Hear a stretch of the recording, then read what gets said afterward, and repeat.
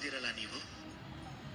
ಕೊಳದ ನೀರು ಎಲ್ಲೂ ಹರ್ಕೊಂಡು ಹೋಗೋದಿಲ್ಲ, ಒಂದೇ ಜಾಗದಲ್ಲಿ ನಿಂತಿರುತ್ತೆ. ಅದೇ ಕಾರಣಕ್ಕೆ ಸ್ವಲ್ಪ ಸಮಯ ಆದ್ಮೇಲೆ ಕೊಳೆಯಾಗೋಕ್ ಶುರು ಆಗತ್ತೆ. ಆದ್ರೆ ಹೀಗಾದ್ರೂ ನಾವಿದನ್ ಬಿಟ್ಟು ಹೋಗಲ್ಲ. ನಾವು ಮತ್ತೆ ಇದನ್ನ ಶುದ್ಧ ಮಾಡ್ತೀವಿ. ಕೇವಲ ಇದು ಹಿಂದೆ ಯಾವತ್ತೋ ನಮ್ಮ ದಾಹನ ತಣಿಸಿತ್ತು ಅನ್ನೋ ಕಾರಣಕ್ಕಲ್ಲ. ಆದ್ರೆ ಒಂದು ಕಾರಣ ಇದೆ. ನಾಳೆ ಭವಿಷ್ಯದಲ್ಲಿ ಇದು ನಮ್ಮ ದಾಹನ ತಣಿಸ್ಲಿ ಬಿಡ್ಲಿ, ಆದ್ರೆ ಅಗತ್ಯ ಬಿದ್ದಾಗ ಬೆಂಕಿನ ಖಂಡಿತ ಆರಿಸುತ್ತೆ. ಇದೇ ತರ ಇರುತ್ತವೆ ನಮ್ಮ ಸಂಬಂಧಗಳು. ಸಂಬಂಧನ ನಾವು ವರ್ಷಗಟ್ಟಲೆ ಕಷ್ಟಪಟ್ಟು ಬೆಳೆಸ್ತೀವಿ.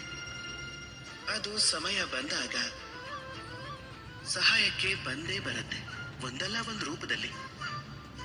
ಅದಕ್ಕೆ ಈ ಸಂಬಂಧಗಳಿಗೆ ಬೆಲೆ ಕೊಡೋದನ್ನ ಕಲೀರಿ.